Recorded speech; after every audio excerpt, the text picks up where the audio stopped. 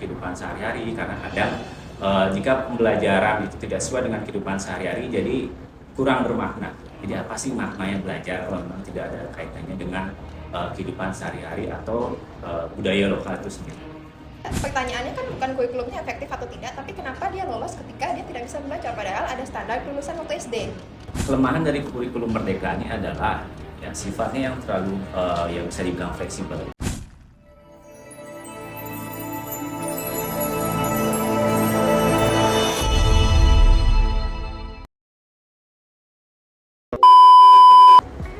Hai semuanya, balik lagi di podcast kita yang paling seru dan informatif. Apalagi kalau bukan HM Talks Jilid 11 bersama aku Cowi dan aku Puspita yang siap nemenin kalian buat ngobrolin tentang topik-topik terkini dan yang pastinya relevan banget nih buat kita mahasiswa dan pelajar masa kini. Nah, topik kita kali ini gak kalah seru nih dengan topik HM Talks sebelumnya. Topik kita kali ini bahas tentang apakah kurikulum merdeka dan media sosial menjadi solusi atau malah menjadi masalah bagi masa depan bangsa? Ya Pus, apa sih alasan kita buat ngangkat topik kali ini Pus? Nah, jadi gini Cok, karena pendidikan di Indonesia itu lagi banyak banget ngalamin perubahan, yang dimana ada kampus merdeka untuk mahasiswa, ada kurikulum merdeka untuk anak SMA, yang katanya sih ya, buat kita para pelajar semakin kreatif dan inovatif. Tapi apakah itu benar-benar jadi solusi? Atau malah bikin kita jadi tambah bingung nih? Iya, tambah lagi ada media sosial yang kadang tempat untuk belajar, lama-lama kecanduan buat scroll TikTok. Nah, oleh karena itu, hari ini kita nggak cuma berdua aja nih, Cok. Kita kedatangan dua pembicara keren kita. Yang pertama ada Sir Weda, beliau merupakan dosen sekaligus pengamat pendidikan.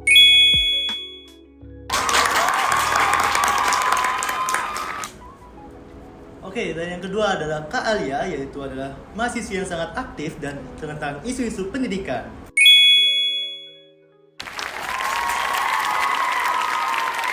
Hai Kak Alia, halo Pak Weda. Oh ya.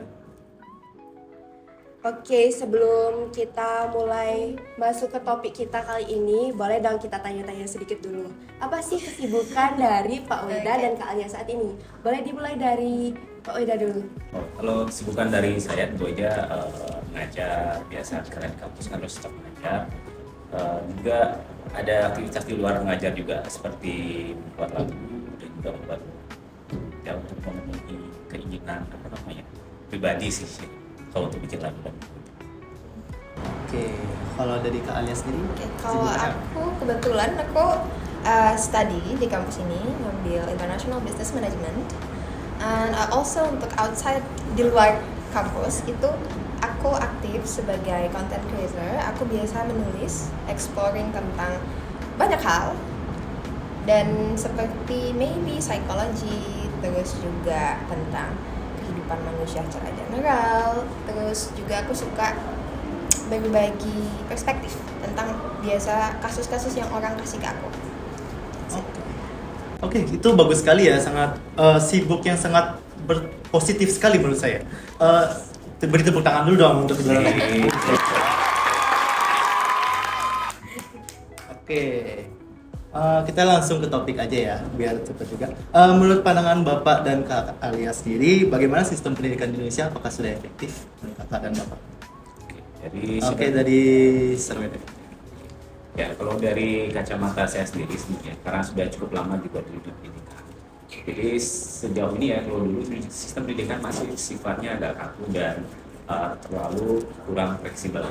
Semua pendidikan sekarang sudah mulai mengarah ke perkembangan yang lebih baik karena sifatnya lebih kontekstual dan fleksibel demi keperluan peserta didik. Jadi ada hal-hal yang memang dituntut untuk membuat perkembangan yang lebih baik bagi tiap peserta didik dan lebih kontekstual. Itu. Itu keren sekali ya jawaban dari Sir Weda. Oke, untuk Kak Alia, bagaimana tanggapannya? Untuk pendapatku, sebenarnya aku setuju dengan apa yang dikatakan Pak Weda tentang bagaimana sebenarnya kurikulum merdeka saat ini itu sudah jauh lebih memiliki kesempatan untuk mengeksplor mahasiswa atau siswa-siswi yang belajar, karena fokusnya yang dari guru center itu berubah menjadi siswa center kan. Cuman memang maybe ada banyak sekali hambatan terkala tentang kecepatan dalam adaptasinya.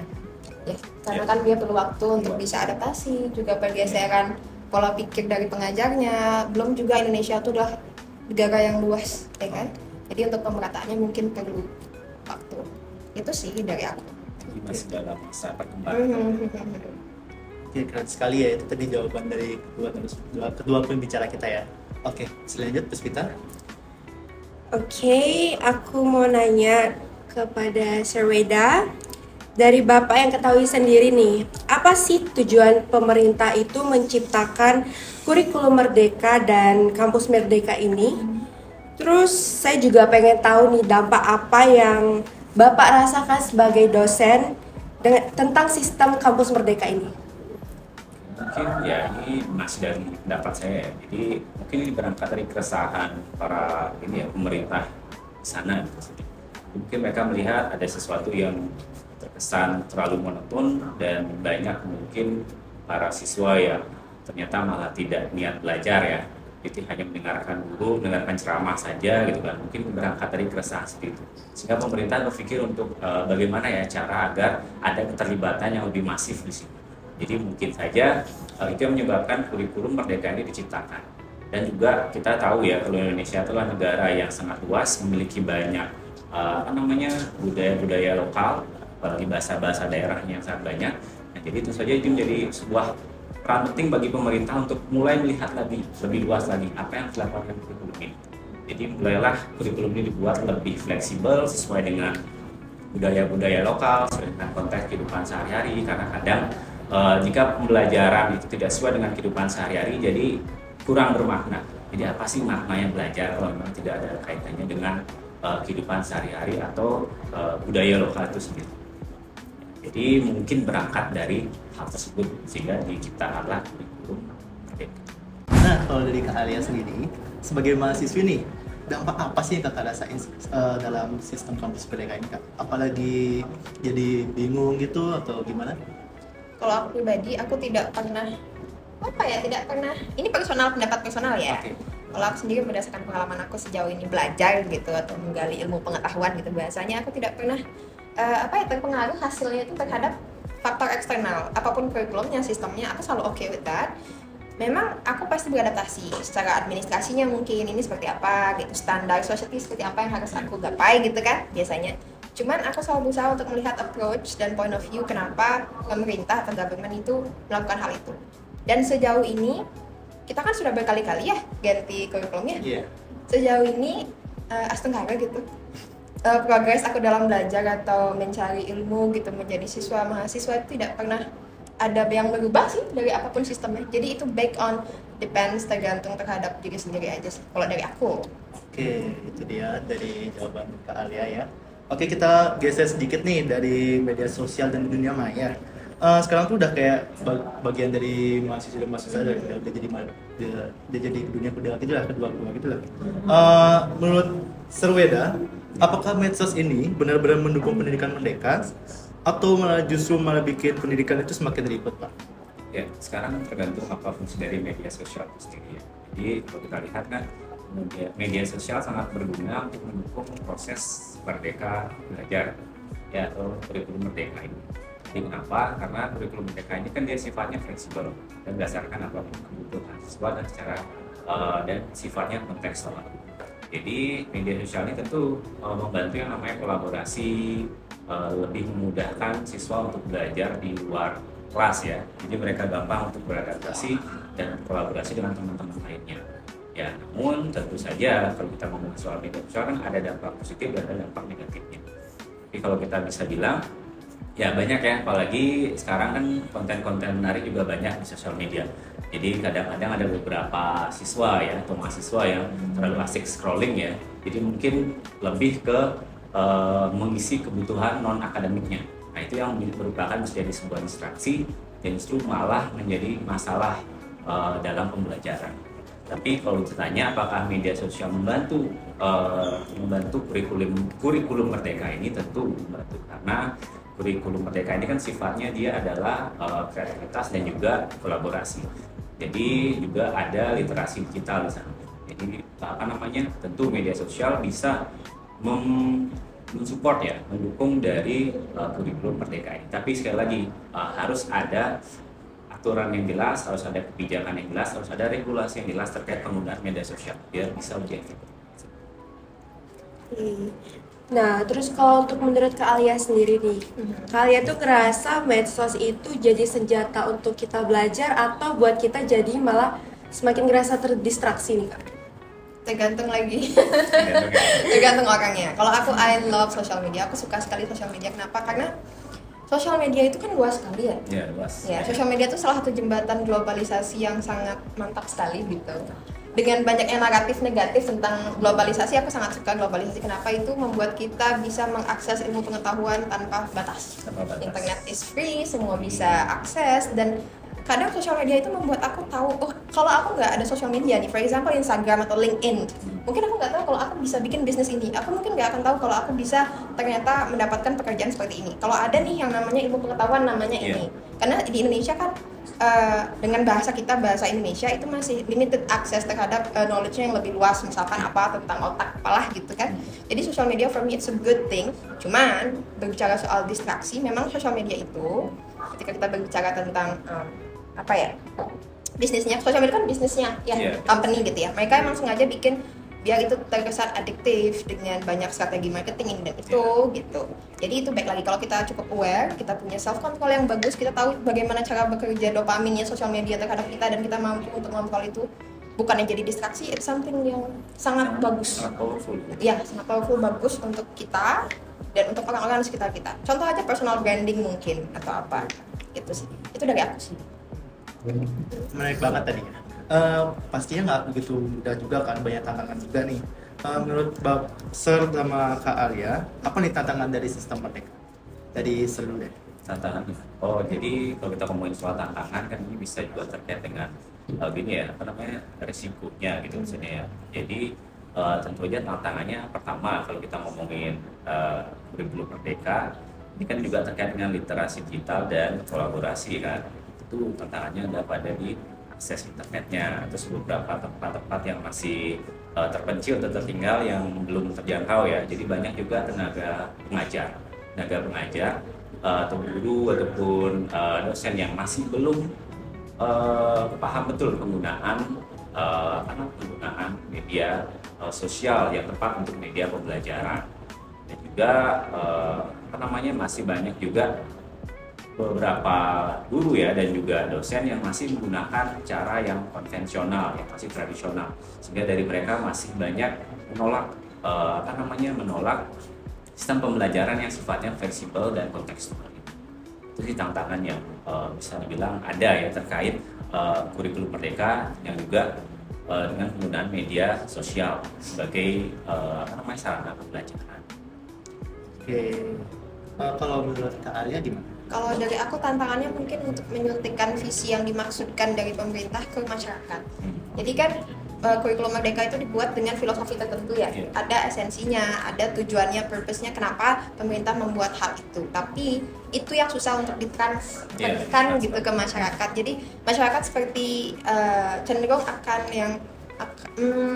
menerapkan sistem tanpa ada pemahaman yang dalam. Kenapa gitu loh, kenapa ini gitu. Jadi justru yang terjadi adalah hanya perubahan nama saja dan perubahan administrasi. Tapi sebenarnya implementasinya belum benar-benar berubah dan masih konservatif atau seperti yang sebelum-sebelumnya gitu. Jadi tantangannya itu sih untuk kayak menyuntikkan visi ke masyarakat. Perlu adanya sosialisasi. Ya, pemahaman yang dalam dan itu perlu waktu yang panjang. Ya, panjang. Ya. Jadi memang harus bertahap. Makanya masih dalam perkembangan. Jadi secara konsep dia sudah bisa dibilang bagus kan? Bagus, tujuannya bagus. Tapi keadaan di lapangan masih dalam perkembangan. Oke, boleh kita sentil sedikit dulu nih ke kurikulum Merdeka yang di jenjang anak SMA ya Pak ya. Menurut Pak Weda, apakah kurikulum Merdeka untuk pelajar khususnya anak SMA itu sudah cukup sebagai bekal mereka untuk ke dunia perkuliahan nanti? Oke, kalau yang saya dengar dari beberapa orang tua siswa, kadang-kadang mereka masih cukup mengeluh karena sedikit-sedikit anaknya dapat tugas gitu kan. Dapat tugas, bikin tugas gitu kan. Ya memang sih core dari kurikulum Merdeka ini kan project based learning ya. Jadi pembelajaran berdasarkan project. Oke, sebenarnya project based learning itu kan biasa dilakukan oleh anak kuliahan kan. Dan zaman dulu tuh bukan untuk anak sekolahan. Ya mungkin itu bisa sebagai bahan ataupun sebagai sebuah langkah awal ya untuk batu pijakan untuk anak-anak SMA itu untuk langkah ke perguruan tinggi nanti.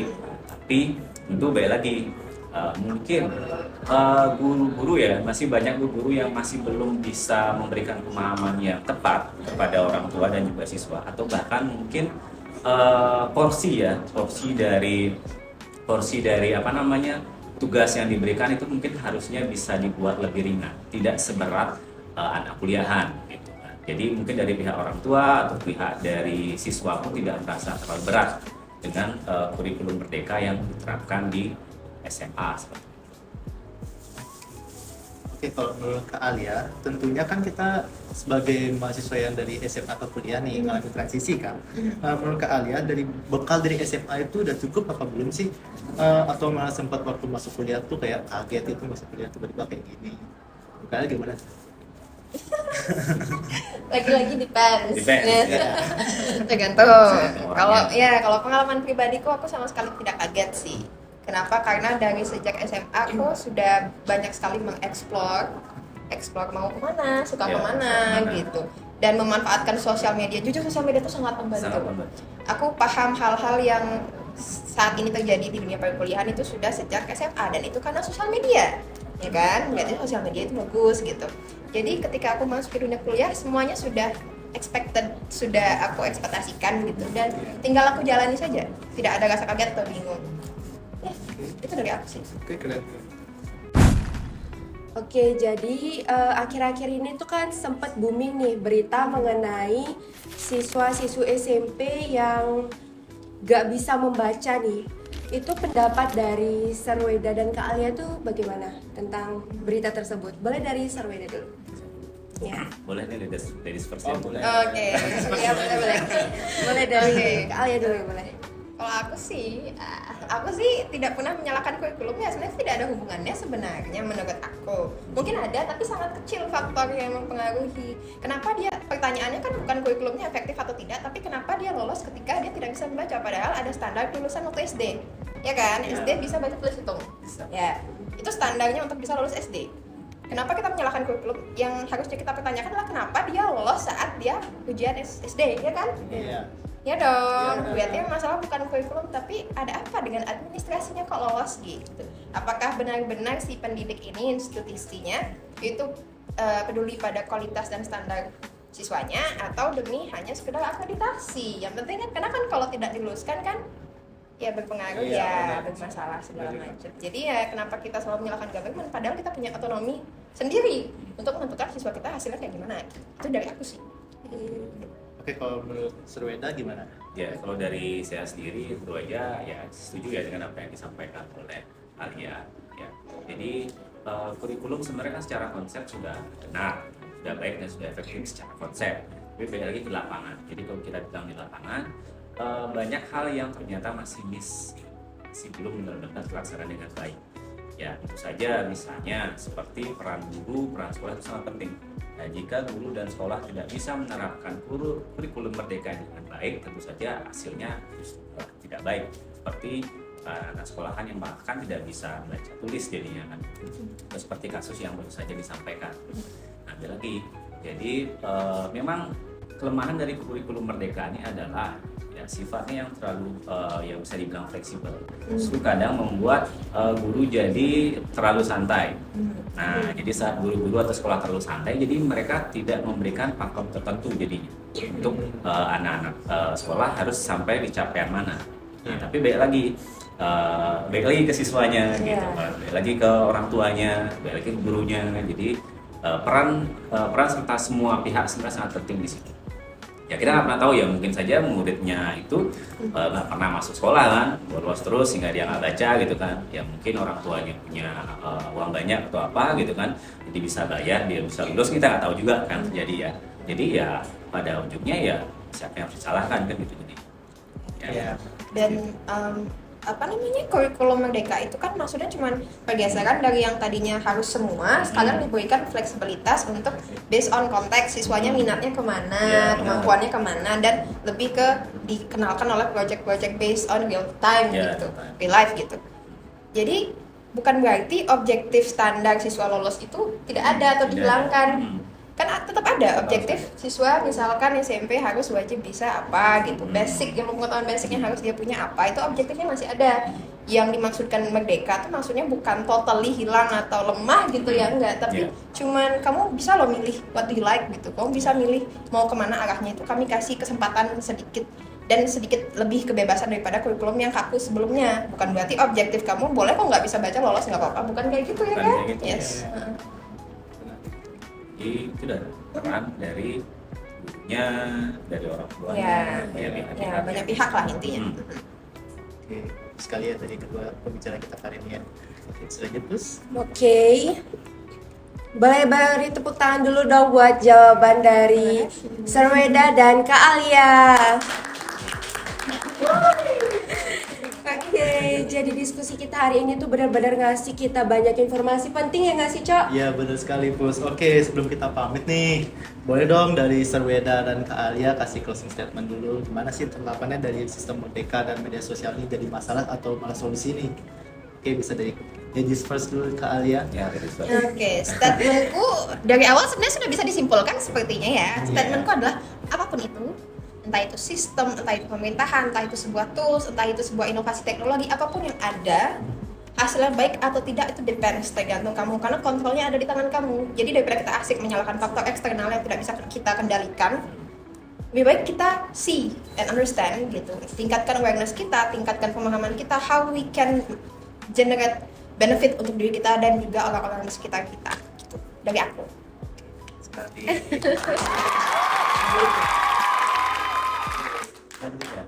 Itu jawabannya apakah bisa diwakilkan saja nggak? Oke, jadi ya sangat setuju sekali dengan apa yang disampaikan sama Alia ya. Jadi lagi nih, sebenarnya kurikulum secara konsep itu sudah sangat baik dan efektif ya. Tapi balik lagi, jadi implementasi di lapangan yang masih kurang. Bahkan sebenarnya media sosial pun itu sangat-sangat berguna gitu kan, apalagi untuk pembelajaran masa depan kan. Baik lagi cara mengontrolnya, cara kita untuk menjauhkan diri dari distraksi itu kan baik lagi tergantung orangnya juga. Jadi sebenarnya dari segi konsep ya, dan dari segi kebutuhan, baik itu kurikulum merdeka dan juga media sosial sebenarnya sudah sangat sudah efektif dan sangat baik sekali untuk pembelajaran.